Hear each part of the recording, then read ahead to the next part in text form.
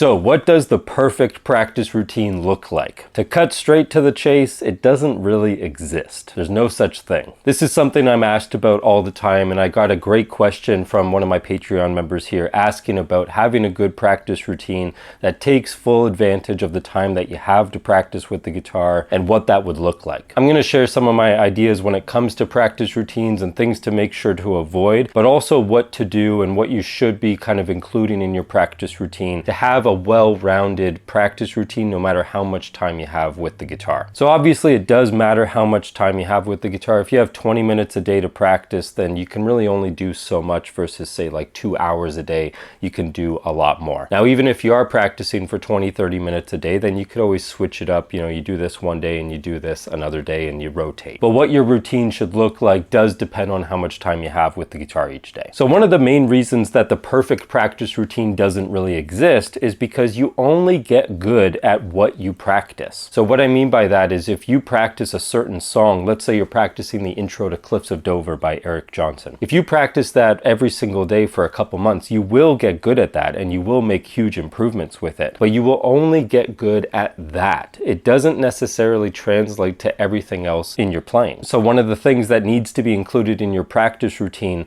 is variety. You need to be switching it up from time to time. Every few days, every week or so, you need to be trying new things. That's why if I lay out a practice routine, you do this exercise and then you do that exercise and then you practice these triads and so on and so on. You will make improvements on those things, but after 2 weeks, you won't be really making that much improvement because your hands already know what to do. Your hands have gotten used to those exercises and it's not challenging you anymore the same way. So that's why every few days or every week or so, you want to be adding some variety. So even in a simple way, if I'm doing kind of like a chromatic exercise, that's one that I've practiced for, you know, probably thousands of hours in my life, but you want to be adding variety to that every so often. So one thing with that example is just take the fingering and mix it up from time to time. So instead of doing 1, 2, 3, 4, do 1, 3, 2, 4, 1, 4, 2, 3. Don't even start with 1, do 3, 4, 2, 1. That's going to feel really weird at first, and it's going to keep your hand thinking. It's going to challenge the muscle memory. That is really, really important with your practice routine, no matter what you're practicing. It's similar with students who are, you know, closer to the beginner stage and they're practicing chords. If you practice a G to a D chord and you practice that a lot, you're going to get good at that, but that doesn't mean that you can now change from a G chord to any other chord. You can really only switch from a G to a D well. You have to go through all the variety of practicing a G to a C, or a G to an E minor, and E minor to C, and C to D, and so on. So it's a fine line between practicing the same things enough so that you can track your progress and notice improvements, while also incorporating variety to keep your hands guessing, to keep challenging, and to kind of fight against that muscle memory. Now, 3 things I would include in your practice routine that I do think make for a pretty well-rounded practice routine. 3 different things. So again, depending on how much time you have to practice, let's say you have an hour, I would do 20 minutes of each thing. If you have 2 hours, you could do 40 minutes and so on. The first thing I would always start with is technique practice, and you can include this as kind of a warm-up to your practice routine. Now with technique, there's always a misconception that you practice technique so that you can shred fast and you can play as fast as possible. That is not the case. No matter what you are wanting to practice and what you're wanting to play, you have to have the technique to do so. So whether you're just playing some, you know, simple chords for, you know, campfire tunes, nothing wrong with that, of course. You have to have the technique to switch between those chords just the same way you would to sweep arpeggios like Yngwie Malmsteen. So with technique practice, it's really about eliminating physical obstacles. That's the main reason you practice technique, is so that you have the technique at your disposal so you can execute any musical idea you want to. Within that technique practice, I would try to practice as many different techniques as you can. I would try to practice alternate picking. I would try to practice sweep picking. I would definitely make sure to include legato. A lot of guitar players kind of forget about legato, which is hammer-ons and pull-offs.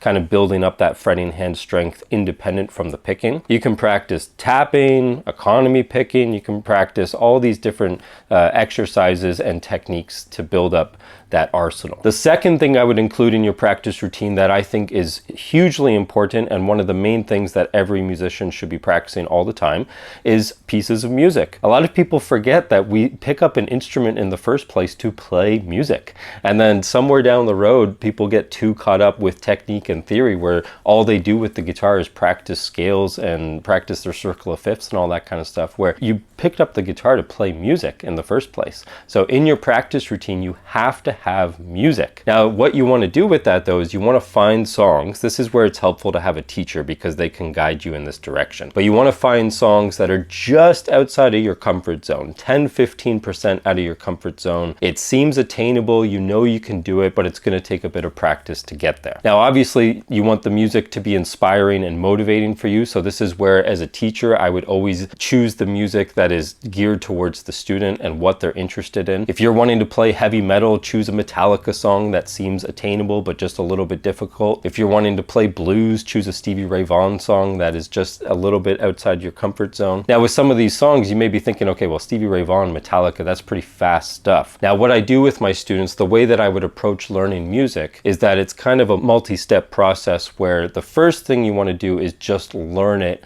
meaning that you memorize the notes, you know what's going on, you have it retained, you have it memorized, and you don't need to stare at the sheet music anymore. This way as well, if you're making any small mistakes, your ear can kind of guide you with where you should have gone. The next thing to focus on is just trying to lock in with the rhythm. So what I do personally when I learn music, and I do this with students all the time, is slow down the music. You can do this on YouTube with the playback speed option. Slow it down to 75% or even slower if you need to, and just try to get the consistency. Try to get it locked in with the timing. It's not about the speed at first, but just locking in the timing so that you get the groove and the feel of the rhythm. Once you're locked in with the timing and the groove, then you can slowly speed it up. This is kind of where, you know, it works as a metronome as well, so that one day you're practicing at 75%, the next day you can try 80, and then 85%. You can track your progress this way and see where you're kind of pushing that threshold and pushing that plateau. The ultimate goal with any music that you learn is to try to play it with the music. That is something not a lot of players always do, but it's one of my biggest suggestions for students of all levels is try to play with the music. You're practicing your timing, your ear training a little bit because you have to listen to what you're doing and see if you're doing it correctly. And obviously your technique to remain consistent, remain on time, and play the notes correctly. And the third thing I would include in your practice routine is improvising. Now, improvising really works on basically all aspects of your guitar playing and your musicianship. It also keeps natural variety in your practice routine because what I would suggest doing with improvising is practicing over backing tracks, and each day you would be choosing different backing tracks, different keys, different styles, all that kind of stuff that you have to respond to with your improvising. This is also a great way to practice your theory because whether you're just trying to get used to the pentatonic scale or practice the multiple positions of the pentatonic scale, or you're taking it further and you're practicing your modes and your, you know, natural major, natural minor scales, or you're focusing on triads across the fretboard, or you're focusing on your scales horizontally versus vertically. There's all these different approaches to knowing the fretboard, but improvising is one of the best ways to practice that. And in a way, you are practicing that theory because you're trying to get used to the boxes and the shapes that you would use within that key. But as I'm always saying to students, I don't think you truly know a scale until you can improvise within it. Because again, going back to my point with muscle memory, if you practice a pentatonic scale up and down every single day, and that's all you do with it, you're gonna get used to that. Your fingers are gonna know what to do. Until you can move around in that scale spontaneously in the moment, you don't really know the shape. Because again, that muscle memory is only getting used to down and up the scale. Now, also from a technique perspective, this is awesome because it's actually one of the best things you can do for hand synchronization. Another thing I'm always asked about is how do you sync up the hands? I don't think there's a better way to practice hand synchronization than having to move through a scale spontaneously and have the hands sync up as you do that. Because again, it's not so much a predetermined thing that you've practiced and rehearsed, but you're trying to move through the scale again spontaneously and have the hands synced up that whole time. That to me is the ultimate hand synchronization exercise. And finally, with improvising, why I think it's so important to practice is it's basically your ability to communicate. Music is a language like all others, and instead of only getting good at reading it or writing it, you're able to communicate. You want to have that kind of musical fluency where you can go into a jam or a musical situation and just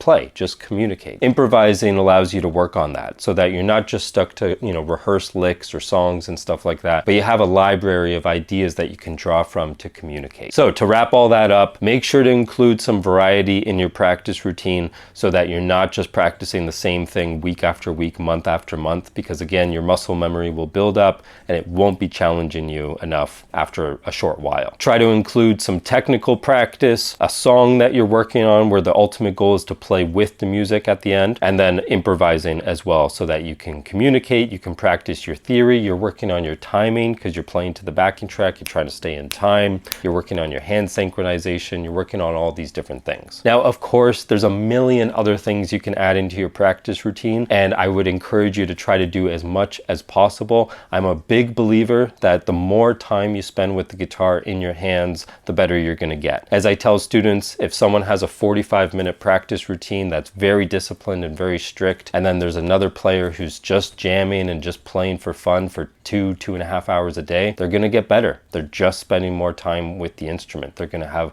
a more natural, comfortable feel and connection to the instrument than someone who doesn't practice as much. So find what works best for you. Some people like the disciplined approach. Some people like to be a little more leisurely with the instrument. I think both are great. You have to find what works best for you, but try to have some variety. Try to hit on each of those three things as the main components. And then within those things, you can hone specific techniques or work on things like theory and everything that you need to kind of build up to do the other things. So hopefully you found that helpful. Let me know if you have any questions in the comments, and as always, keep up the practice.